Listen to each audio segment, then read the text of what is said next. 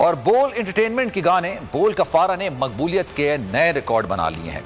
गाना यूट्यूब पर अब तक 100 मिलियन व्यूज हासिल कर चुका है, जिसके बाद बोल कफारा पाकिस्तान का सबसे ज्यादा सुना जाने वाला गाना बन गया है।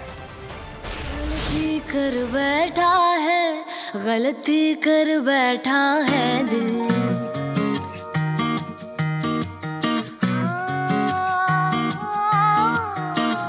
दिल गलती कर बैठा है, गलती कर बैठा है दिल, दिल गलती कर बैठा है, गलती कर बैठा है दिल, दिल गलती कर बैठा। तू बोल कफारा क्या होगा, मेरे दिल की दिल से तौबा, दिल से तौबा।